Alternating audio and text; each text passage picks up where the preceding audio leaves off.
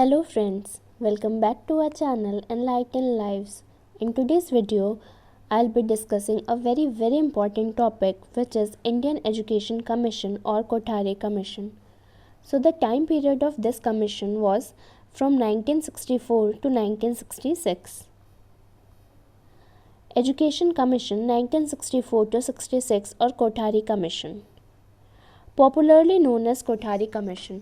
सो ये जो Indian education commission है जो 1964 से 66 के बीच था, उसको हम कोठारी कमीशन के नेम से भी जानते हैं. पॉपुलरली इसे कोठारी कमीशन के नाम से ही जाना जाता है. Appointed by the government of India under the headship of doctor DS Kothari.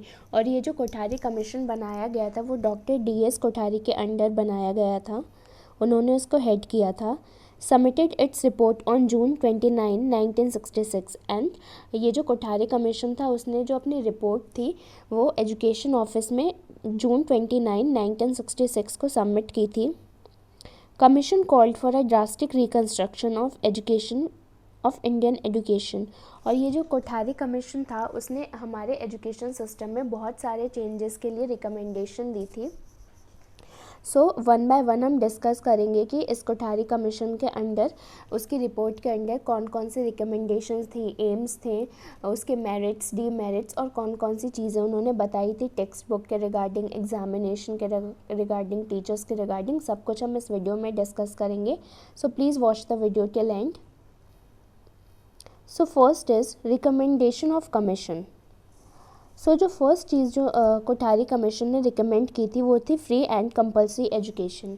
Now under this recommendation free and compulsory education, Kothari commission ने ये रिपोर्ट दी थी कि up to age of 14 years, जिन भी स्टूडेंट्स की एज, जिस भी बच्चे की 14 ईयर्स एज है, वहाँ तक की एज के बच्चों को फ्री एंड कंपलसरी एजुकेशन देनी है.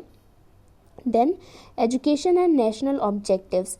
Now in education and national objectives, Kothari commission ने ये कहा था कि जो हमारी एजुकेशन है वो हमारे नेशनल ऑब्जेक्टिव्स को भी मीट करनी चाहिए. हमारी एजुकेशन ऐसी होनी चाहिए. एंड इसके लिए कोठारी कमीशन ने ये सजेस्ट किया था कि हम स्टूडेंट को social, moral and spiritual values, modernization, ये सब इंक्लूड करके उन्हें सब्जेक्ट्स पढ़ाएं ताकि जो हमारा नेशनल डेवलपमेंट है, प्रोडक्टिविटी है, ये सब अचीव हो सके ज़्यादा से ज़्यादा. Then stress on science education. और कोठारी कमीशन ने अपनी रिपोर्ट के अंदर साइंस एजुकेशन को बहुत ज़्यादा इम्पोर्टेंस दी थी. Then work experience. Now work experience से कोठारी कमीशन का ये मतलब था कि जो स्टूडेंट्स हैं वो ज़्यादा से ज़्यादा पार्टिसिपेट करें प्रोडक्टिव वर्क में, अपने स्कूल में, अपने घर पे, या फिर जो भी वर्कशॉप उनके लिए कंडक्ट की जा रही है उसमें, या फिर फार्म पे, ऐसी जगहों पे स्टूडेंट्स ज़्यादा से ज़्यादा पार्टिसिपेट करें ताकि फर्दर उन्हें अपनी लाइफ में जो भी किसी भी प्रोफेशनल फील्ड में जाना है उसके लिए उन्हें पहले से ही वर्क एक्सपीरियंस हो. और कोठारी कमीशन ने ये भी कहा था कि इस वर्क एक्सपीरियंस को इंटीग्रल पार्ट बनाना चाहिए जनरल एजुकेशन का. Now next is vocationalisation.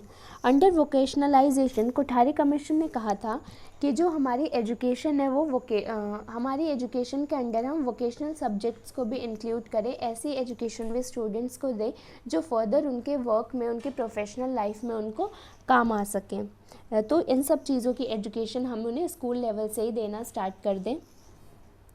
Then common school system. Now common school system से कोठारी कमीशन का ये मतलब था कि एक ऐसा स्कूल बनाया जाए, कॉमन स्कूल, जिसके अंडर हमारे सारे प्राइवेट स्कूल्स, गवर्नमेंट या फिर लोकल अथॉरिटी स्कूल्स, या फिर जो गवर्नमेंट एडेड स्कूल है, प्राइवेट एडेड स्कूल है, सारे स्कूल्स को हम इन्वॉल्व करें. और ये जो कॉमन स्कूल सिस्टम है ये एक ऐसा सिस्टम हो जिसके अंडर सभी बच्चों को इक्वल एजुकेशन मिल जाए. इक्वल एजुकेशन के लिए ये कॉमन स्कूल सिस्टम उन्होंने रिकमेंड किया था कि बच्चे को उसकी कास्ट, कलर या इकोनॉमिक बैकग्राउंड, इन सब के बेसिस पे ऐसा ना हो कि कोई बच्चे को एजुकेशन ना मिले. सो कॉमन स्कूल सिस्टम एक ऐसा स्कूल हो जहाँ पे हर बच्चे को इक्वल एजुकेशन मिले. Next is medium of instruction. Now under medium of instruction Kothari commission ने कहा था कि जो चिल्ड्रन की जो स्टूडेंट की एजुकेशन हो वो उसकी रीजनल लैंग्वेज में ही होनी चाहिए, हायर स्टेजेस में भी, and English should be promoted right from the school age. और इंग्लिश को हमें स्कूल स्टेज से ही उन्हें पढ़ाना चाहिए। मीन्स उनकी जो एजुकेशन है वो उनकी रीजनल लैंग्वेज में भी हो, प्लस उन्हें इंग्लिश भी एज अ सब्जेक्ट पढ़ाया जाए स्कूल लेवल से ही।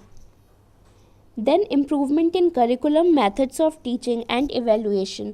और कोठारी कमीशन ने जब एजुकेशन सिस्टम को रिव्यू किया था तो उन्होंने बताया था कि बहुत सारे अभी उसमें कमियां हैं हमारे एजुकेशन सिस्टम में, करिकुलम में, टीचिंग मैथड्स में, एवेल्युएशन में, जिन्हें हमें इम्प्रूव करना होगा। Now next is aims of education. So first aim is increase in productivity. So जो फर्स्ट एम था कोठारी कमीशन का वो था कि हमारी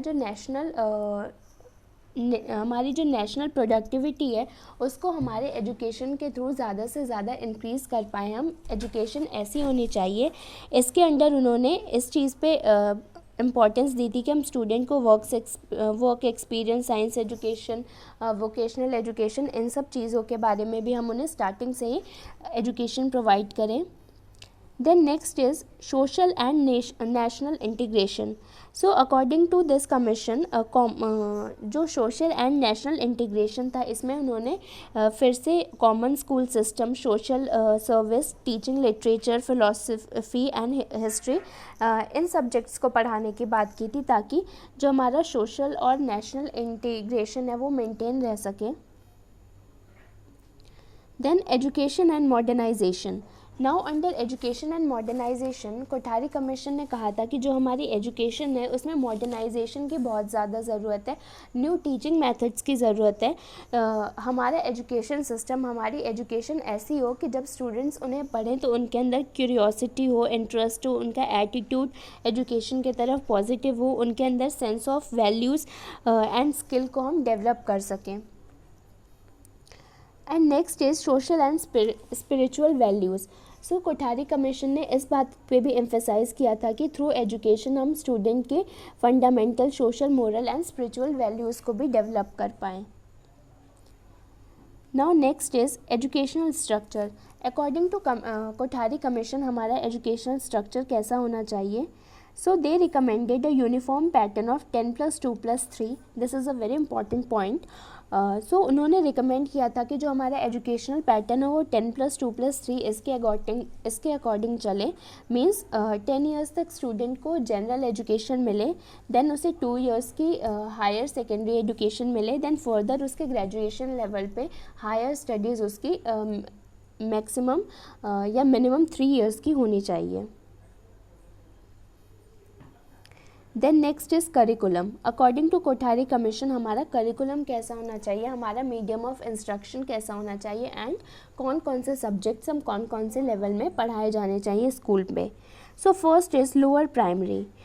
सो लोअर प्राइमरी में कोठारी कमीशन ने 1 लैंग्वेज इंक्लूड किया था। इसमें उन्होंने कहा था मदर टंग और रीजनल लैंग्वेज कि हम प्राइमरी लेवल पे, लोअर प्राइमरी लेवल पे हमें स्टूडेंट को उनकी मदर टंग या रीजनल लैंग्वेज में पढ़ाना चाहिए। Then mathematics, study of environment, creative activity, work experience, health education, इन सब सब्जेक्ट्स को भी हमें लोअर प्राइमरी लेवल पे इंक्लूड करना चाहिए। Then higher primary. Now in higher primary Kothari commission ने 2 लैंग्वेज पढ़ाने के लिए रिकमेंड किया था, विच इज़ मदर टंग और रीजनल लैंग्वेज, और सेकंड हिंदी और इंग्लिश। मीन्स हम स्टूडेंट को उसकी मदर टंग या रीजनल लैंग्वेज में पढ़ाएं, प्लस हिंदी या फिर इंग्लिश को हम इंक्लूड करें दूसरे सब्जेक्ट में, दूसरे लैंग्वेज सब्जेक्ट में। इसके अलावा हम उन्हें mathematics, science, social studies, art, work experience, social service, physical education, education in moral and spiritual values, ये सब भी उन्हें प्रोवाइड करें। इन सब सब्जेक्ट्स की भी एजुकेशन उन्हें प्रोवाइड करें। Now next is lower secondary. Lower secondary पे मीडियम ऑफ इंस्ट्रक्शन क्या होना चाहिए? सो लोअर सेकेंडरी पे जो कोठारी कमीशन ने रिकमेंड किया था वो 3 लैंग्वेज फार्मूला था। एंड ये भी एक बहुत इंपॉर्टेंट पॉइंट है, 3 लैंग्वेज फार्मूला। ये आपसे कभी कभी एग्जाम में डायरेक्ट भी पूछ देता है कि 3 लैंग्वेज फार्मूला क्या होता है। सो ये जो 3 लैंग्वेज फार्मूला था ये कोठारी कमीशन ने दिया था। इसके under in non Hindi speaking areas mother tongue और regional language, Hindi in higher और lower standard, English in higher और lower standard. So in 3 language formula में कोठारी कमीशन ने ये रिकमेंड किया था कि हम स्टूडेंट को लोअर सेकेंडरी लेवल पे 3 लैंग्वेजेस पढ़ाएं। फर्स्ट उसकी जो मदर टंग या रीजनल लैंग्वेज है, सेकेंड हिंदी एंड थर्ड आपकी English. In Hindi speaking areas mother tongue और रीजनल लैंग्वेज इंग्लिश और Hindi and 1 modern Indian language besides Hindi. Now जो 3 लैंग्वेज फार्मूला था वो दोनों स्टेट्स के लिए अलग था। Means non Hindi speaking states के लिए उन्होंने रिकमेंड किया था कि हम उन्हें mother tongue Hindi and English पढ़ाएं, और जो हिंदी स्पीकिंग स्टेट्स हैं उसमें उन्हें रीजनल लैंग्वेज मदर टंग के साथ हिंदी या इंग्लिश में ऑप्शन दिया जाए। हिंदी या इंग्लिश जो भी स्टूडेंट पढ़ना चाहते हैं इसमें ऑप्शन दिया जाए। प्लस हम उन्हें 1 मॉडर्न इंडियन लैंग्वेज पढ़ाएं बिसाइड्स हिंदी, और उन्हें हम mathematics, science, art, work experience, civics, history, geography ऐसे सब्जेक्ट्स भी पढ़ाएं। Then higher secondary. अब हायर सेकेंडरी में कोठारी कमीशन ने रिकमेंड किया था एनी 2 लैंग्वेजेस, कि हम स्टूडेंट को कोई भी 2 लैंग्वेज पढ़ाएं which should include any modern Indian language, any modern foreign language and any classical language. जिसमें उन्होंने रिकमेंड किया था कि एक जो उनकी लैंग्वेज थी वो उनकी रीजनल लैंग्वेज ही रहेगी, और दूसरे में उन्हें ऑप्शन दिया जाएगा कि उन्हें मॉडर्न इंडियन लैंग्वेज चूज़ करनी है या फिर फॉरेन लैंग्वेज या कोई भी एक क्लासिकल लैंग्वेज का ऑप्शन उन्हें दिया जाएगा। Any 3 subjects to be selected from the following, and apart from all these subjects उन्हें कोई भी 3 subjects चूज़ करने के ऑप्शन दिए जाएंगे। Now next is status of teachers, कि टीचर्स का क्या स्टेटस दिया था कोठारी कमीशन ने। First is it is necessary to improve the economic, social and professional status of teacher. उन्होंने कहा था कि हमारी जो एजुकेशन सिस्टम हो वो ऐसी होनी चाहिए जिसमें टीचर्स के स्टेटस भी प्रॉपर हो, इम्प्रूव हो, उनकी economic, social and professional status उनका इम्प्रूव हो सके। The pay scale of teachers of government and non government school should be the same. और कोठारी कमीशन ने ये भी चीज़ रिकमेंड की थी कि जो पे स्केल है, जो सैलरी है टीचर्स की, वो government and non government schools में दोनों में सेम होनी चाहिए। A state board of teacher should be appointed in every state. और टीचर्स के वर्क को रिव्यू करने के लिए, उनके टीचिंग मेथड्स को, उनके एक्सपीरियंस को, मीन्स टीचिंग से रिलेटेड और टीचर से रिलेटेड हर चीज़ को चेक करने के लिए हर स्टेट में एक स्टेट बोर्ड ऑफ टीचर्स होना चाहिए। ये भी कोठारी कमीशन ने रिकमेंड किया था। Then next is development of quality text book, कि टेक्स्ट बुक के बारे में कोठारी कमीशन ने क्या क्या चीज़ें बताई थी अपनी रिपोर्ट के अंदर। सो जो फर्स्ट चीज़ थी वो थी appointment of the best talent. Means जो भी टेक्स्ट बुक हम स्टूडेंट को दे रहे हैं पढ़ने के लिए, वो कोई भी आके उसे रिकमेंड ना कर दे, उसे ना बना दे। उसके लिए उन्होंने कहा था कि टेक्स्ट बुक बनाने के लिए, उसको रिव्यू करने के लिए, उसको चेक करने के लिए बेस्ट टैलेंट हो। मीन्स ऐसे लोग हों, ऐसे टैलेंट हमारे कंट्री का अवेलेबल हो जिसको अपॉइंट किया जाए प्रोडक्शन ऑफ टेक्स्ट बुक में, ताकि अच्छे से अच्छी टेक्स्ट बुक बन सके। Program at national level. Now उन्होंने कहा था कि प्रोडक्शन ऑफ टेक्स्ट बुक के लिए नेशनल लेवल पे प्रोग्राम्स को भी ऑर्गेनाइज करना चाहिए। Then organisation of autonomous body, means an autonomous body should be set up in the public sector for the production of text book. एक ऐसी body बनानी चाहिए टेक्स्ट बुक के प्रोडक्शन के लिए जो बेस्ट हो। Setting up of expert section, the state government should set up expert section for the production of textbook। और उन्होंने ये कहा था कि हर स्टेट में एक ऐसे एक्सपर्ट सेक्शन हो जो बुक को रिव्यू कर सके, उसे चेक कर सके कि book according to the need, age of students है या नहीं है, वो उनकी रिक्वायरमेंट को फुलफ़िल कर रही है या नहीं कर रही है। हमारी बुक ऐसी होनी चाहिए। Then next is continuous revision of text book. उन्होंने ये भी कहा था कि जो हमारी बुक्स है उनका एवरी 5 ईयर्स, एवरी 3 ईयर्स उनका कंटिन्यूस रिविजन भी होना चाहिए। एक ही बुक को कई सालों तक नहीं पढ़ाना चाहिए। Multiple choice of books. So Kothari commission ने ये भी रिकमेंड किया था कि हर एक क्लास के लिए कम से कम 3 या 4 बुक प्रिस्क्राइब करनी चाहिए अकॉर्डिंग टू देयर सब्जेक्ट। सिर्फ एक बुक से उन्हें नहीं पढ़ाना चाहिए, सिर्फ एक ही बुक उनके लिए प्रिस्क्राइब नहीं करनी चाहिए, 3 to 4 बुक्स प्रिस्क्राइब करनी चाहिए, जिसके बीच में वो बेस्ट बुक्स को चूज़ कर सके, जो भी उनके नीड्स के अकॉर्डिंग हो, जो जिसकी भी लैंग्वेज उन्हें ज़्यादा अच्छे से समझ आती हो। नो प्रॉफिट और नो लॉस बेसिस। और कोठारी कमीशन ने ये कहा था कि जी ये जो टेक्स्ट बुक का जो बिज़नेस होता है वो किसी भी प्रॉफिट या लॉस के लिए नहीं होना चाहिए। मीन्स जो भी सेलर है जो बुक्स को सेल कर रहे हैं या फिर जो भी प्रोडक्शन हो रही है बुक की, वो बिना किसी प्रॉफिट या लॉस के बेसिस पे वो स्टूडेंट्स के नीड को रख के जो भी उनके लिए बेटर है उस चीज़ को ध्यान में रखते हुए कि जो बुक्स हैं वो उनका हर एक रिक्वायरमेंट को फिल कर सके, उनके हर एक पर्पज़ को फिल कर सके, हमारी टेक्स्ट बुक ऐसी होनी चाहिए। प्लस उन्होंने ये भी कहा था कि जो हमारी टेक्स्ट बुक है उसकी printing, illustration and general setup वो भी बेस्ट होना चाहिए। Next is improvement in examination system. So Kothari commission ने एग्जामिनेशन सिस्टम के लिए क्या क्या रिकमेंडेशंस दी थी। First is new approach to evaluation. In new approach to evaluation उन्होंने कहा था कि besides written exam, observation technique, oral test and practical examination को भी हमें अपने एजुकेशन सिस्टम में ऐड करना चाहिए। सिर्फ रिटन एग्जामिनेशन के बेसिस पे हमें स्टूडेंट्स को नहीं जज करना चाहिए। Technical improvement in question paper and evaluation. उन्होंने कहा था कि जो हमारा क्वेश्चन पेपर है उसकी इवैल्यूएशन है वो भी, उसमें भी टेक्निकल इम्प्रूवमेंट होनी चाहिए। जो पेपर सेटर्स हैं जो पेपर्स को सेट करते हैं वो पेपर का जो लेवल होता है, क्वेश्चंस के जो लेवल होते हैं वो अप्रोप्रिएट होने चाहिए।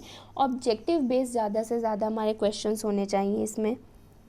Then nature of certificate means the certificate should be issued by the state board of school education and उन्होंने कहा था कि ये जो नेचर ऑफ सर्टिफिकेट है, हर स्टेट को एक सर्टिफिकेट देना चाहिए स्टूडेंट को उनकी एजुकेशन के अकॉर्डिंग उसमें और ये जो सर्टिफिकेट्स है उसके अंडर वो स्टूडेंट की परफॉर्मेंस को डिफरेंट सब्जेक्ट्स में वो शो करने चाहिए थे इन्हें।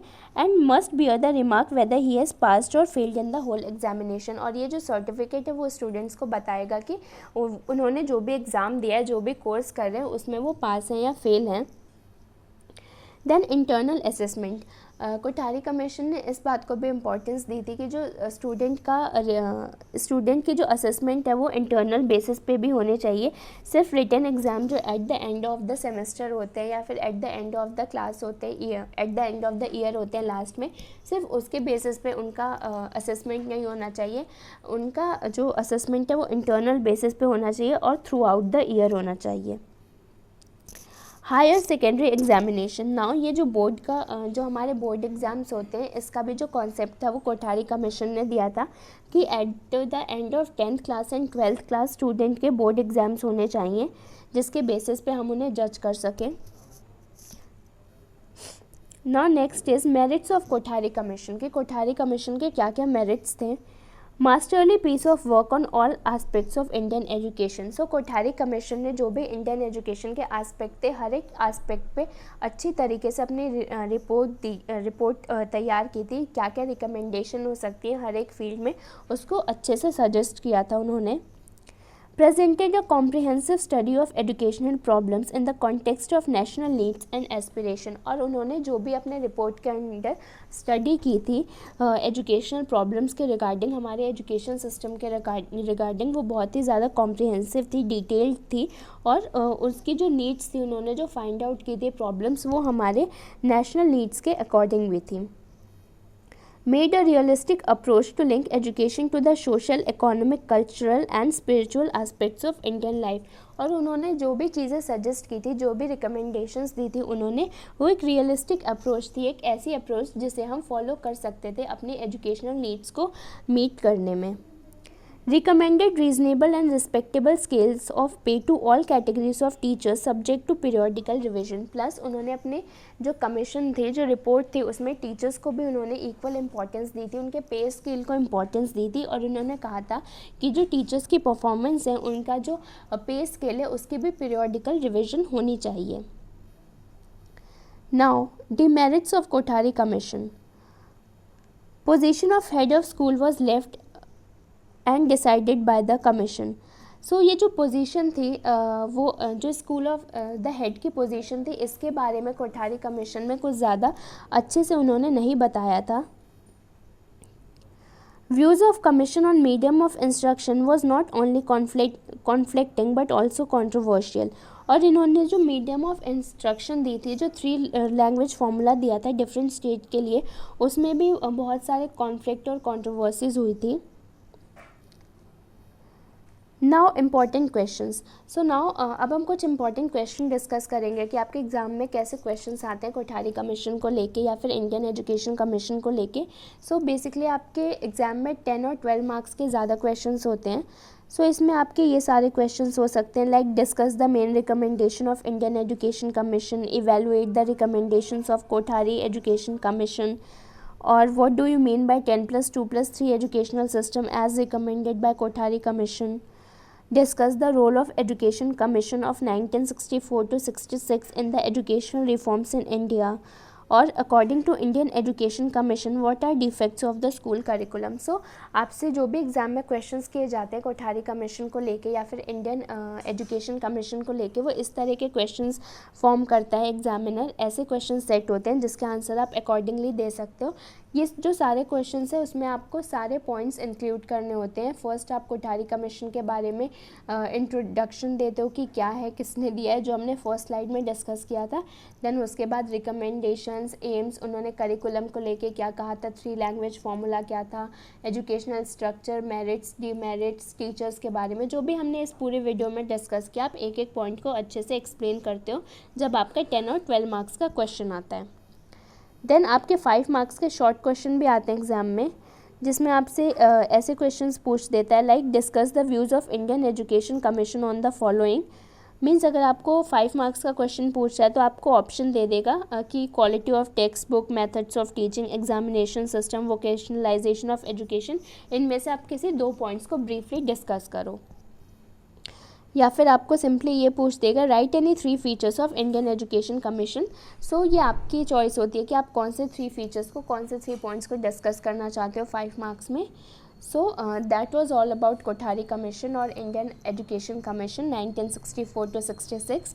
हमने इस वीडियो में अपने सारे इंपॉर्टेंट पॉइंट्स कवर किए हैं जो जो आप एग्ज़ाम में लिख सकते हो. और आप ऐसे ही जैसे प्रॉपर हमने वीडियो में डिस्कस किया है, हेडिंग डाल के एक एक पॉइंट को लिख के फिर आप उसको डिस्कस करोगे अपने आंसर्स में, उससे आपको अच्छे मार्क्स मिलते हैं. आपकी प्रेजेंटेशन अच्छी होती है आंसर्स की.